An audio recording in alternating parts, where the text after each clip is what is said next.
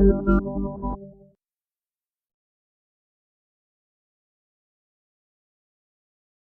सुन रहे हैं ज्ञानशिला।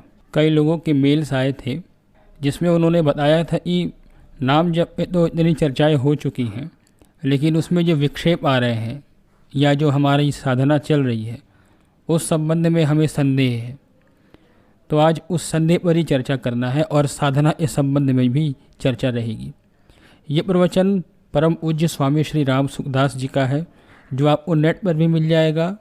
गीता प्रेस गोरखपुर से जो प्रकाशित पुस्तक है साधन सुधा सिंधु, उसमें भी आपको मिल जाएगा। और इसके ऑडियो तो उनकी वाणी में है ही, आप कहीं से भी देख सकते हैं। स्वामी जी कह रहे हैं कि साधना के संबंध में अपने साधन को निर्मल बनाना चाहिए, अर्थात अपने में साधन विषय कोई भी शंका नहीं करनी चाहिए।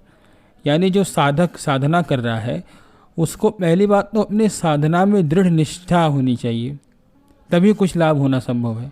शंका रहे तो पुस्तकों से या प्रश्नोत्तर से उसको दूर कर लेना चाहिए, किसी से पूछ करके, संत से, महात्मा से उसे दूर कर लेना चाहिए।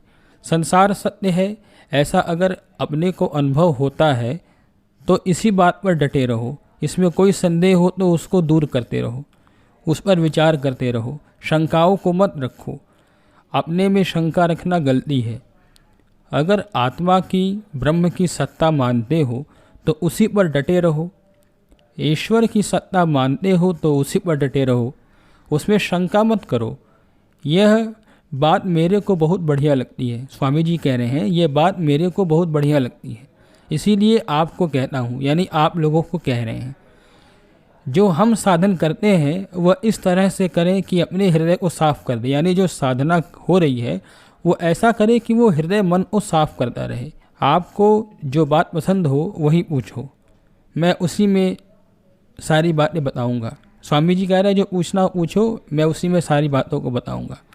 मैं अपना मत आप पर लादता नहीं कि मेरा मत मान लो, मेरा मत ही ठीक है, जो मैं कहूँ वही बात सत्य है और तो सब गलत कह रहे हैं, ऐसा नहीं है।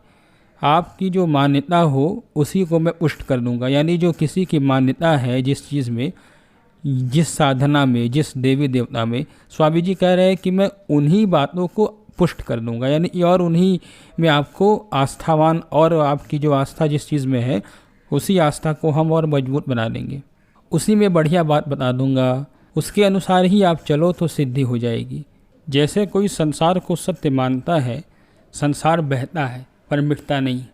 बहने का अर्थ है कि ये जा रहा है, इसका समय पूरा हो रहा है।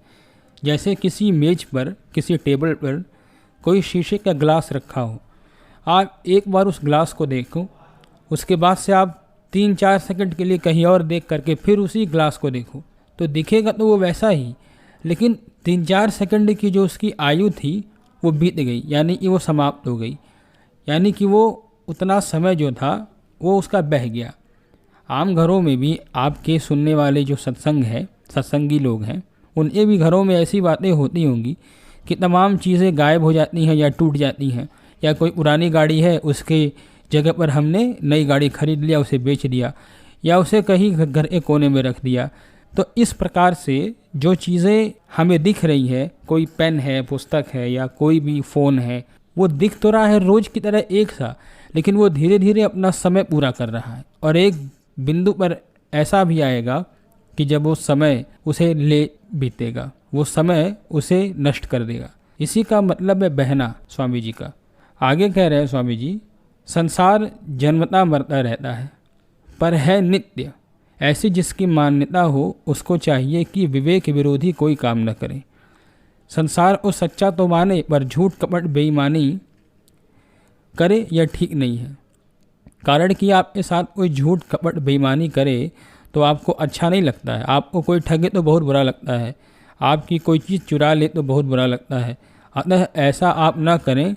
संसार को भले ही सच्चा मानते रहें, पर जिसको आप बुराई मानते हैं, जिसको दूसरा कोई अपने साथ करे, ऐसा जो हमें बुरा लगता है वो दूसरे के साथ हम ना करें।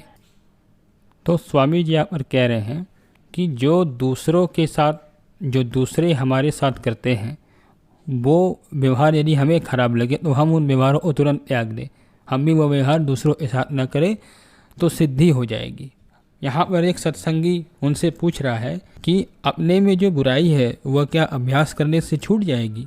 तो स्वामी जी कह रहे हैं बुराई अभ्यास से नहीं छूटती, विचार से छूटती है। अपने में जो बुराई आई है उसको सत्संग के द्वारा, शास्त्रों के द्वारा, संतों के द्वारा ठीक तरह विचार पूर्वक त्याग दें। बुराई त्यागने का अभ्यास नहीं होता, त्याग विचार से होता है, अभ्यास से नहीं। अभ्यास से एक नई स्थिति बनती है। जैसे हम रस्से पर नहीं चल सकते, पर इसका अभ्यास करें तो नट की तरह हम भी रस्से पर चल सकते हैं। देखा होगा आपने, मेलों में मेले लगते थे जो, वहाँ पर डंडे पर रख करके और रस्से पे चलते थे। श्रोता फिर उनसे पूछ रहा है कि अगर कोई अपने को अज्ञानी मानता है तो वह क्या करे? स्वामी जी कह रहे हैं अज्ञानी मानता है तो अज्ञान को दूर करना चाहिए। अज्ञान किसी को भी अच्छा नहीं लगता। किसी से कहें कि तू अज्ञानी है तो उसे अच्छा लगेगा क्या? जब अज्ञान आदमी को अच्छा नहीं लगता तो वह अपने को अज्ञानी कैसे मानेगा? अपने में ज्ञान का अभिमान हो सकता है, अपने में अज्ञता रह सकती है, पर अपने को सर्वथा अज्ञानी नहीं मान सकता, क्योंकि यह परमात्मा का अंश है। तो श्रोता फिर पूछ रहा है भगवान तो माता पिता है, उनके सामने तो मनुष्य अबोध शिशु ही है। स्वामी जी कह रहे हैं भगवान के सामने ऐसा मानना कि मैं तो अबोध शिशु हूँ, एक बालक हूँ, बेसमझ हूँ, ये बहुत अच्छी चीज़ है। बेसमझ का अर्थ है कि अभी समझना और बाकी है। बिल्कुल नहीं समझना ऐसी बात नहीं है। बेसमझ होने का अर्थ है कि मैं अभी पूरा जाना नहीं हूँ, लेकिन मैंने कुछ समझा ही नहीं है, इसका ये अर्थ नहीं होता है। बालक के सामने मुहर और बतासा रख दो तो वह बतासा ले लेगा पर मुहर नहीं लेगा। यानी कुछ खाने की चीज़ें रख लो तो वो बहुत संभव है कि वो खाने वाली चीज़ों को ही ले ले, वो सोने की चीज़ों को ना ले, या ले भी सकता है, लेकिन उस बालक के उपयोग में वो सोने की चीज़ें तत्काल में नहीं आएंगी जितनी ये खाने की चीज़ में आएगी। फिर वहाँ पे श्रोता पूछता है महाराज जी मैं भगवान का हूँ और भगवान मेरे हैं, ये अभिमान क्या पतन करने वाला नहीं है? स्वामी जी कह रहे हैं नहीं, ये तो भगवान का भजन है।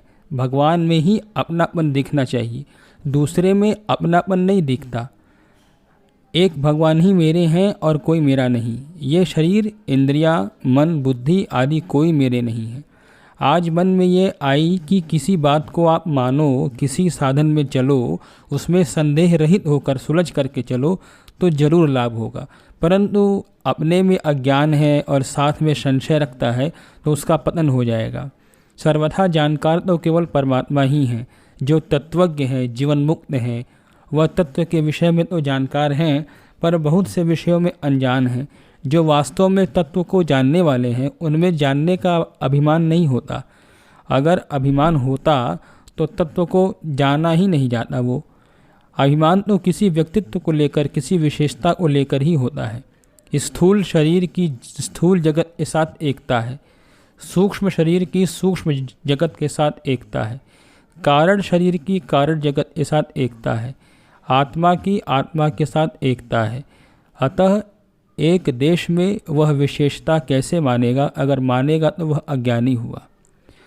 आप जो साधन कर रहे हैं उस साधन के संबंध में बिल्कुल ही संशय रहित होकर के चलें, तभी लाभ है।